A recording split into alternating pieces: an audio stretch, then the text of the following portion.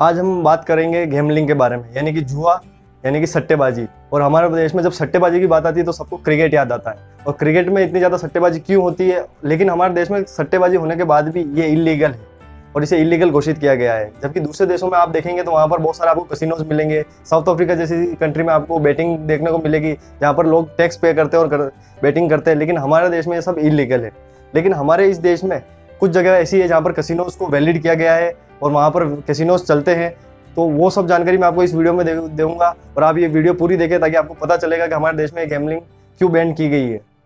तो हमारे देश में गैम्बलिंग बैन करने के पीछे एक एक्ट बना हुआ है जिसे पब्लिक गेमिंग एक्ट 1867 कहते हैं। और ये 1867 में बना था। इसी बात से आप पता लगा सकते हैं कि कितना पुराना एक्ट है।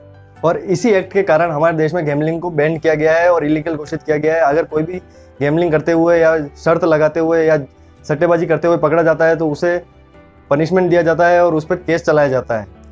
अब हम बात करेंगे इसके सेक्शन 3 के बारे में। मतलब पब्लिक गेमिंग एक्ट का सेक्शन 3 ये कहता है कि अगर कोई व्यक्ति किसी घर का मालिक है या फिर उस घर के अंदर किसी कोठरी में या किसी कमरे में जुए की गतिविधि चलाता है या फिर सट्टेबाजी की गतिविधि चलाता है तो वो इलीगल माना जाएगा। और उसके लिए अगर उसने वो काम पहली बार किया है तो उसे 3 महीने की सजा होगी।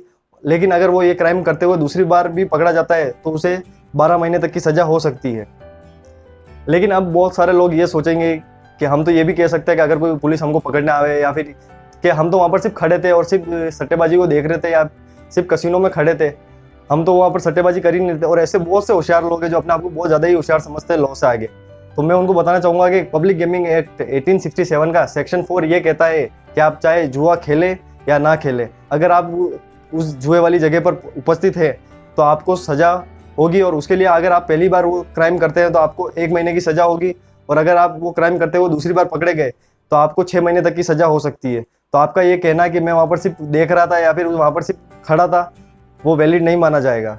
पब्लिक गेमिंग एक्ट 1867 का सेक्शन 13 ये कहता है कि अगर आप किसी सार्वजनिक जगह पर ताश खेलते हुए पाए जाते हैं या फिर गैम्बलिंग करते हुए पाए जाते हैं या फिर क्रिकेट पर या दूसरी चीज़ों पर सट्टेबाजी करते हुए पाए जाते हैं तो आपको पहली बार करने पर 1 महीने तक की सजा होगी। लेकिन अगर वो क्राइम आप दूसरी बार करते हैं तो आपको 6 महीने तक की सजा हो सकती है।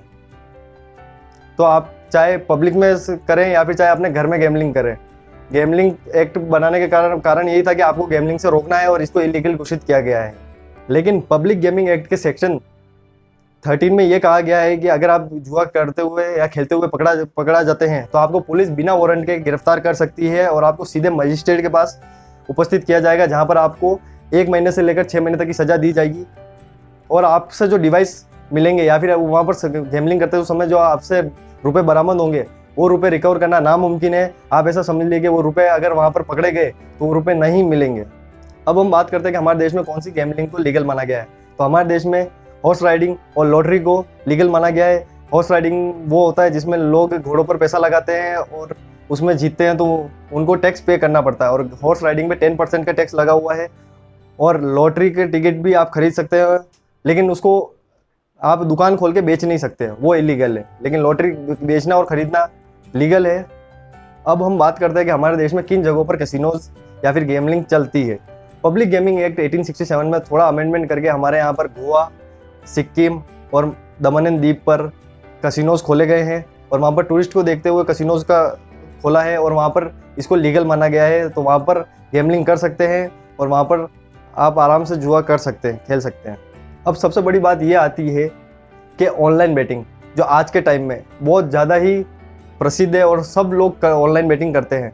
तो क्या ऑनलाइन बेटिंग करना लीगल है और इलीगल है?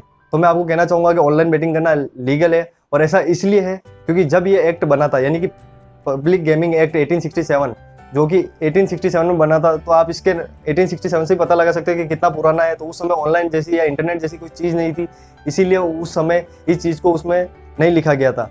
तो आज के दौर में इंटरनेट चलता है और उस पर बैटिंग चलती है और जो लोग ऑनलाइन बैटिंग करते हैं वो कर सकते हैं और पूरी तरह से लीगल है और उस पर अभी तक कोई प्रावधान नहीं बनाया गया है। लेकिन मैं तो ये कहना चाहूँगा कि वो बैटिंग करना या जुआ खेलना सब अच्छी काम नहीं है और आपको वो नहीं करने चाहिए, क्योंकि इससे पैसा और टाइम की बर्बादी होती है। अगर आप ये वीडियो अभी तक देख रहे हैं तो आप इस चैनल को सब्सक्राइब कर सकते हैं और इस चैनल से जुड़े रह सकते हैं ताकि आपको लीगल जानकारियाँ मिलती रहेगी।